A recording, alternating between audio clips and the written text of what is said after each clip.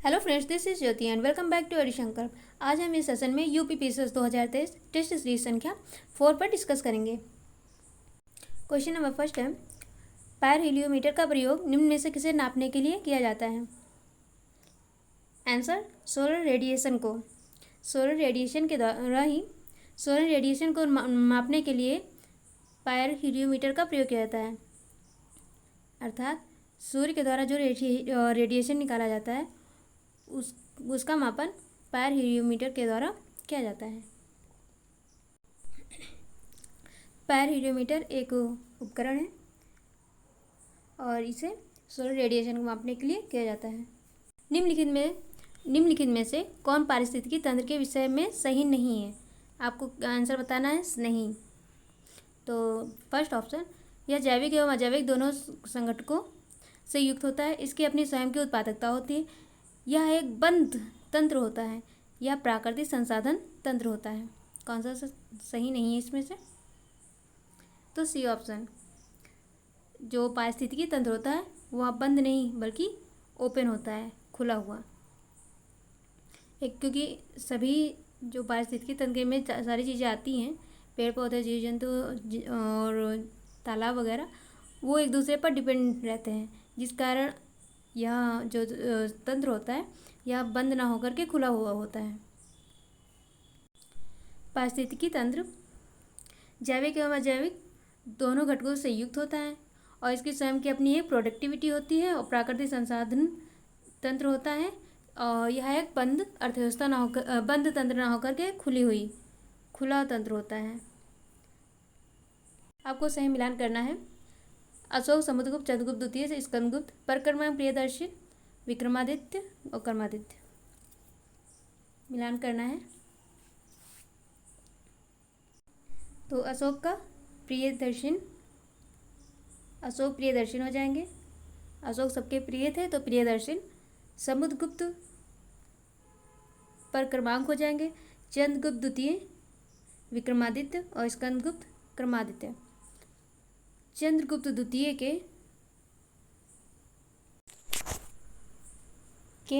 समुद्रगुप्त पापा थे, मतलब पिताजी। तो पा फॉर पापा और पा फॉर परक्रमांक। तो चंद्रगुप्त द्वितीय के पिताजी कौन थे? समुद्रगुप्त की उपाधि क्या रही? परक्रमांक। पा फॉर पिताजी, पा फॉर परक्रमांक। तो चंद्रगुप्त द्वितीय विक्रमादित्य, समुद्रगुप्त परक्रमांक, अशोक प्रियदर्शन और स्कंदगुप्त कर्मादित्य। अशोक सबके प्रिय थे जनता के, तो ये प्रियदर्शन। ये नहीं मिलान। अशोक प्रियदर्शन, समुद्रगुप्त परक्रमांक और चंद्रगुप्त विक्रमादित्य, स्कंदगुप्त कर्मादित्य। नेक्स्ट, सर्ग, प्रतिसर्ग, वंश, मनवंतर, वंशानुचरित संकेतक हैं। ये किस चीज़ के संकेतक हैं? किसके अंतर्गत ये आते हैं? वेदों के, पुराणों के, उपनिषदों के, सूत्रों के। तो पुराणों के अंतर्गत इन छह जो संकेतक हैं, इन सभी का संकेतक का यूज किया गया है। भारतीय ऐतिहासिक कथाएं जो हैं, भारतीय ऐतिहासिक कथाओं का सबसे क्रमबद्ध विवरण किसमें मिलता है? पुराणों में। तो एक जो क्रमबद्ध विवरण है, पहले सर्ग आएगा, फिर प्रतिसर्ग आएगा, फिर वंश आएगा, फिर मनवंतर, फिर वंशानुचरित। तो ये इसका जो विवरण मिला है वो पुराणों के अंतर्गत मिला है। और पुराणों के रचयिता थे लोमहर्ष और इनके पुत्र थे। लोमहर्ष मतलब पिता और पुत्र दोनों लोगों ने मिल करके पुराणों की रचना कर डाली। और उग्रशर्वा, लोमहर्ष और उग्रशर्वा दोनों ने मिल करके। तो पुराणों की कुल संख्या कितनी हुई? 18 पुराणों की कुल संख्या है। अमरकोश में पुराणों के 5 विवरण मिलते हैं, जो कि यही हैं क्रमबद्ध रूप से, सर्ग, प्रतिसर्ग, वंश, मनवंतर, वंशानुचरित। तो अमरकोश अमर सिंह के द्वारा लिखा गया था अमरकोश, तो उसी में है इन 5 का विवरण। अगला क्वेश्चन है, निम्न में किस अधिवेशन के लिए कांग्रेस ने पहली बार महिला को अध्यक्ष चुना?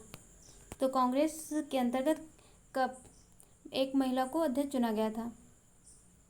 महिला को तो 1917 में चुना गया, या 22 में, या 21 में, या 16 में? किसमें? तो 1917 जो कोलकाता अधिवेशन हुआ था उसमें एक महिला को, वो भारतीय हो विदेशी हो उससे कोई मतलब नहीं, एक महिला को चुना गया था 1917 में। 1917 में एनी बेसेंट इन्हें अध्यक्ष बनाया गया। और ये अध्यक्ष बनने से पहले होम रूल लीग को ये संचालित कर रहे थे।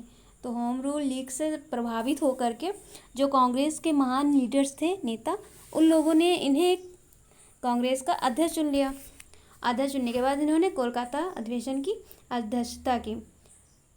और अगर पूछा जाए कि कौन पहली भारतीय महिला है, तो भारतीय महिला के रूप में सरोजनी नायडू का नाम लिया जाता है, भारतीय महिला।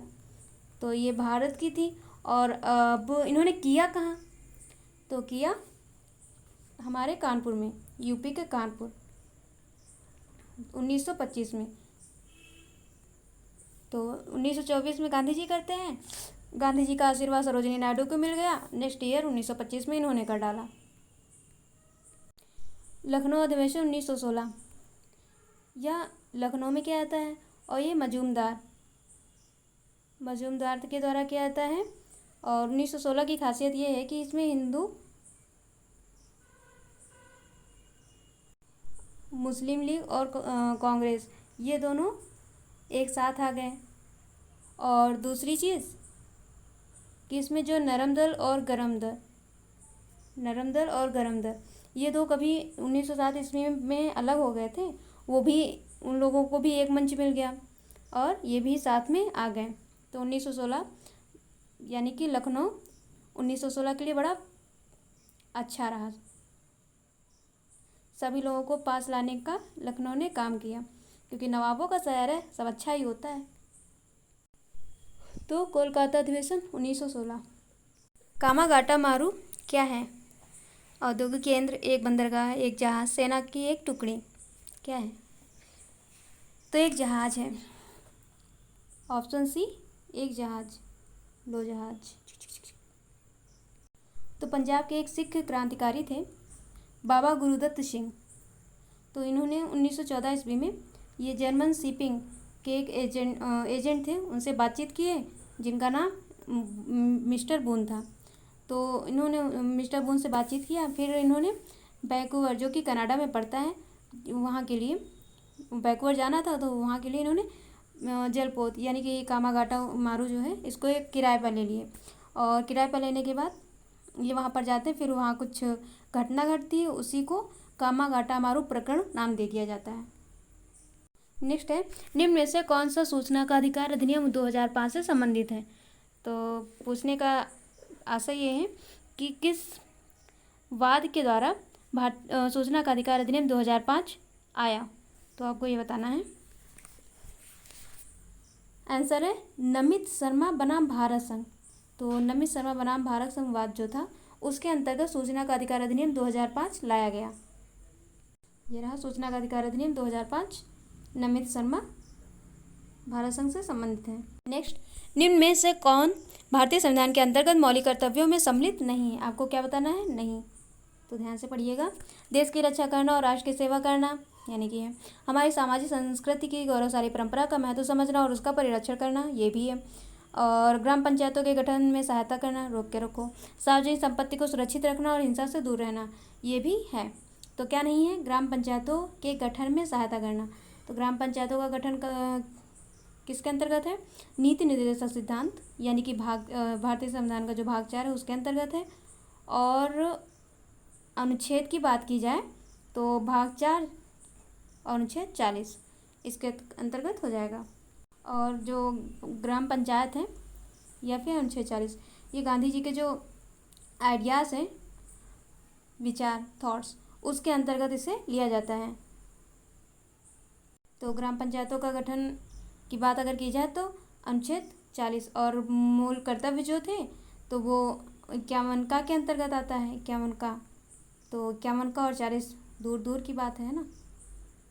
नेक्स्ट, 1944 में गांधीवादी योजना को प्रतिपादित किया था। तो किसने गांधीवादी योजना का प्रतिपादन किया, आपको ये बताना है। NR सरकार ने, कस्तूरी भाई लाल भाई ने, जयप्रकाश नारायण ने, श्रीमन नारायण अग्रवाल ने। आंसर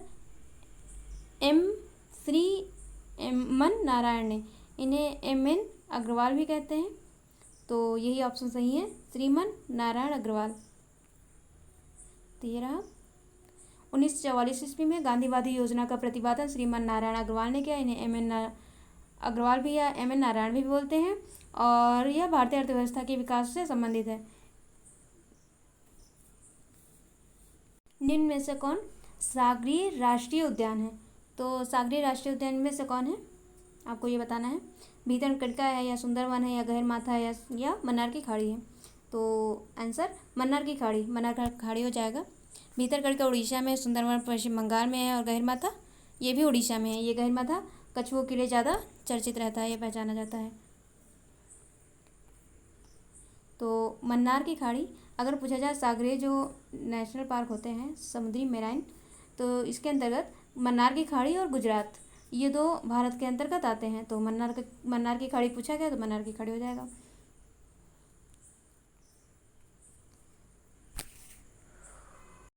तो फ्रेंड्स, कैसी रही आज की क्लास? कमेंट करके ज़रूर बताएं आपके 10 में से कितने क्वेश्चन सही हुए हैं। वीडियो पसंद आए तो वीडियो को लाइक करें, शेयर करें और चैनल को सब्सक्राइब। मिलते हैं नेक्स्ट वीडियो में, तब तक के लिए जय हिंद।